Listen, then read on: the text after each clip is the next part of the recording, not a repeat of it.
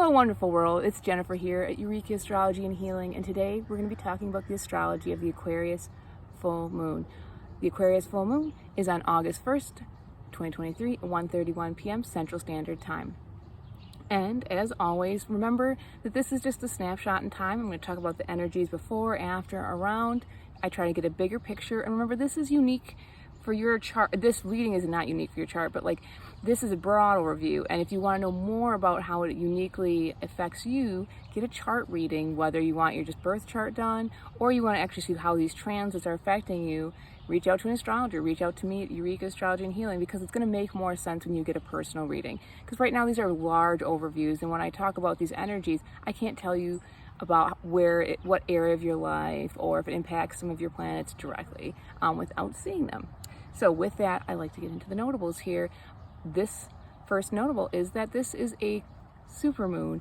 And with a supermoon, what it really means is that the moon's orbit is very, very close to the Earth, meaning the moon's going to look really, really, really big. And what does that mean for astrology? Well, plainly to me, if I just think about it on an energetic level, is that the moon's going to have a lot larger influence over us. And as you know, the word lunacy and lunatic come from Luna. So I have a feeling this full moon is definitely going to be felt, and hopefully in its more positive aspects and not in the more lunatic-like ways.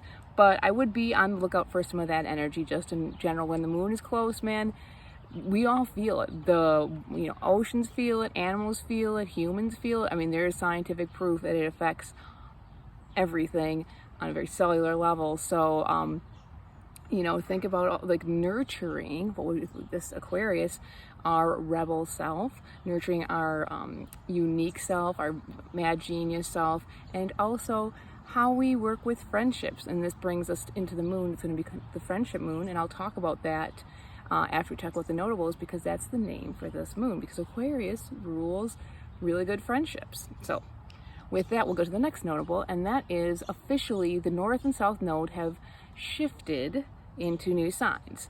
Obviously, they come in pairs and they're opposing, much like how the full moon is the sun opposing the moon. The North Node is always going to be opposite of the South Node. There's no, miscalculations. There's always an opposition.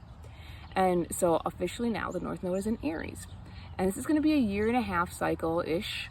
And so what can we look for with this? And now that the season has kicked off, well, of course, there's going to be many things that happen over this 1.5 years with different aspects. But the overall flavor is, what is Aries? It's the warrior. It's the I matter, like my needs matter, my core needs, like I need to have them met. Think of like a baby, like I need this, I need that. It's not it's not personal. It's just a fact, right? And really, courage to stand up when it is time to fight, right? Or to stand up for yourself. And then also know when not to fight, right? Not to be the hothead and be just like rushing in because, I have to be courageous, or, my temper is just out of control. So this is our large themes, learning how to control that temper, but also when we kind of have to get out there and really be brave. It doesn't mean that you might not be afraid. It just means you have to have the courage to get out there and do it. Because a warrior who doesn't do that becomes deflated. And so how can we elevate ourselves, right? South Node, okay, so that's going to be in Libra because that's the opposition. And Libra means many things, beauty, balance, but, largely relationships. So, and now, the South Node is considered a leaving energy, like so societally, like we're trying to leave away from Libra. Well, what does that mean? Are we leaving relationships? I mean, we could be leaving relationships, and that could be any relationship, not just a partner. It could be a family relationship, a work relationship. There's so many kinds of relationships, a friendship relationship. But what I see it as more deeply is that with Libra, sometimes that energy really wants a lot of peace. So hopefully peace doesn't leave. But I think about what people do and sacrifice to create peace, where they give away pieces of themselves, the Aries part of themselves. Like, well, I really wanted this and I need this in this relationship, but I'm going to give it up to make sure there's peace. And now, of course, there's a give and take. But maybe where has the scales tipped the balance, not in a person's favor, where they've given too much and then they don't have what they need to survive. And so my hope is in a positive way that people can work with this, is like, where can we release those things that we have been giving over, those pieces of self-sacrificing the too much. And this is, like I said, there's a lot of deep relationship energy kind of swirling around right now. that leads me to the next notable is that Venus is officially retrograde in Leo. And it's going to be in Leo until, like, I think the end of September. I have to look to be exact, but it's going to be there for a while.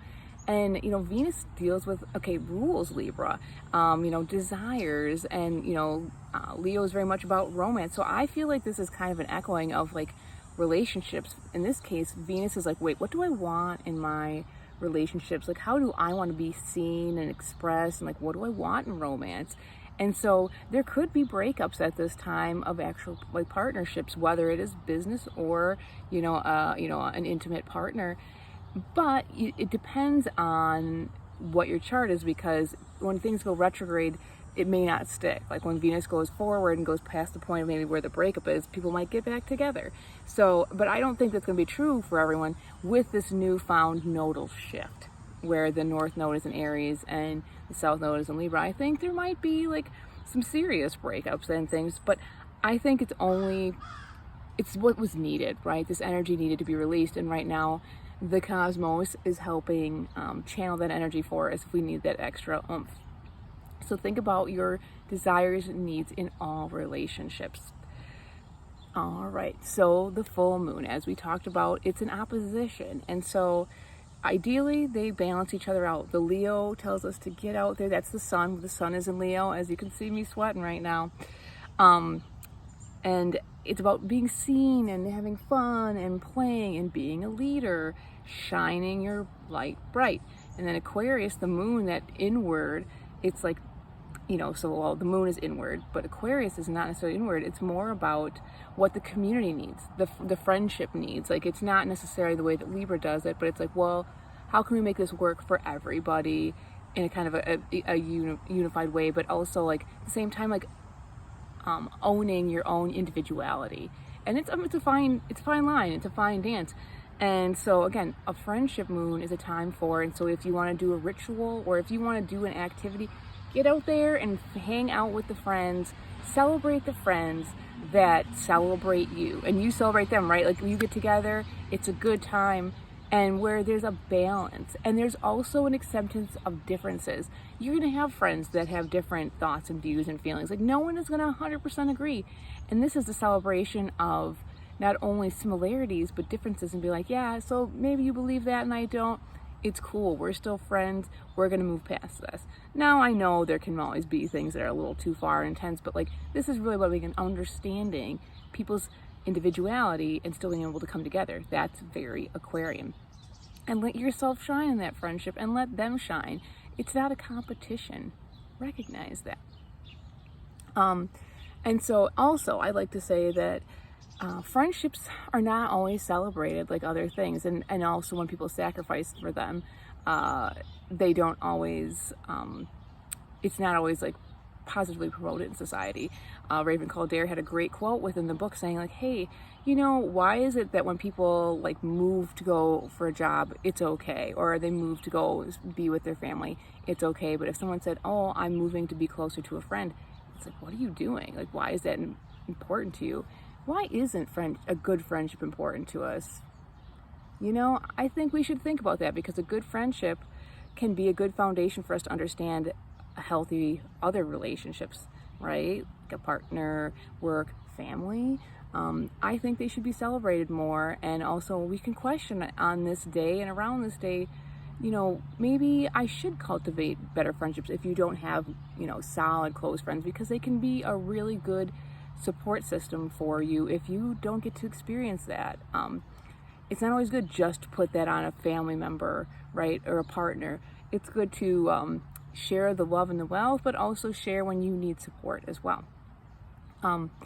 And just try to embrace this positive energy, because there's a lot of positive energy in this moon, but there are also some challenges within the aspects.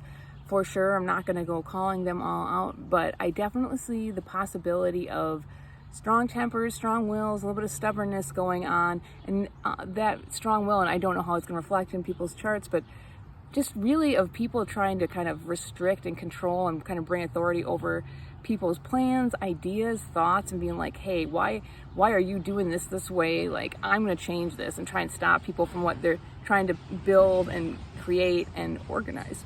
And I mean, how this manifests, I don't know, but I could definitely see a clash of energies within authority, and then also some people who are just kind of trying to do the daily work, and it's like, wait, what? No. Also, and this is something, I mean, I see it within the aspects, but there's an intuitive feeling as I have been tracking this cycle for a while here and knowing some people who are highly influenced by this. And what I'm talking about is plutonic relationships. So Pluto, as I've talked about, has gone back into Capricorn for a little while until January, and it's going to do a dance for a little bit before it fully goes into Aquarius the next 2 years. But it's making a quincunx to Venus retrograde in Leo. And, you know, not that you need to know much about that, but like they can't quite see each other in the sky. And I hear this story in my head, or like feel this sense of like, for the people who've been highly influenced by this, and for those of you who know or have experienced this, you'll know what I'm about to say. And I'm talking about plutonic relationships. And it doesn't have to be just a partner. Again, it can be a family member. It can be, you know, anyone that you relate to, right? Where there's this power dynamic that may not be so healthy. And now what end these people are going to be on, you'll know if you've been a part of the story, where the platonic relationships can be deeply intense and passionate, but it's also a lot about power, control, can be about deep desire too, possessiveness, and like, you can't do this without me, but really the person's saying that because they can't do it without them. Think about Pluto and the underworld and Persephone. We don't have to go into that right now. Point being is, I feel like people who've been dancing with that, especially as Pluto and Venus have been making aspects throughout the year, and have been real. And like I said, I've known people who I literally had the story of Pluto where they have been kidnapped and then they had to break away from their captor, or like, you know, very possessive kind of things. Now, is that going to be that extreme? Possibly not. Hopefully not. But what I'm trying to get here at is that if you have those kind of relationships where there's a weird power dynamic and struggle, where one has power over the other, one has to have the other, or the other one can't live without the other, and like either one says like, I can't live without you, or it says like, you can't live without me and you need me, I think those are going to crop back up again, especially at this time. And also, like, there's this cat and mouse chase, like this one person may be seeking out the other because they can't see each other. And when I look at the planets, that being said, like, go back to this earlier reading. Is that a relationship that you're in? Again, it may be quiet, it might be subtle, it might just be someone slowly pulling at those strings and trying to have that power and control situation over you. What did I just say earlier? It's time to let you express yourself. It's time for you to be celebrated, even with your diversity. And it's also time to let go of patterns that aren't good for you in relationships, and may not be good for the other person too, right? I mean, it's not your job to help another person. It's ultimately your job to help yourself, but that then ripples out and changes.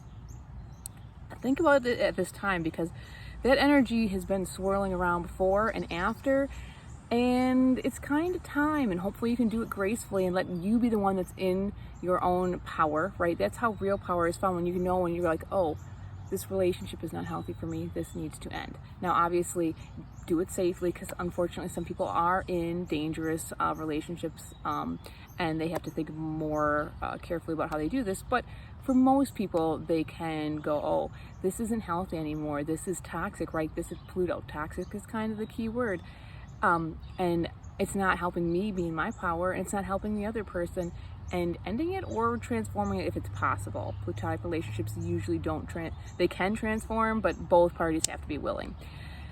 And really, I think that's about it. So what is this time for?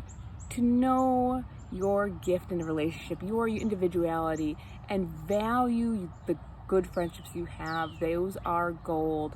And hang out with a friend. Have a good time and let go. It's time to let go of those friendships, though, and those partnerships and those relationships that you're not getting to be you, and you're not getting your needs met. And, you know, people might be leaving you in a part of a relationship, or saying, hey, my needs aren't getting met.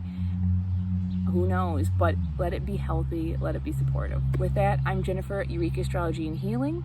If you like what I'm doing, hit like, subscribe. If you want to know how this influences your chart, you know, or just have your birth chart read or year ahead, come check me out at Eureka Astrology and Healing, or reach out to me via my website and we can talk about it.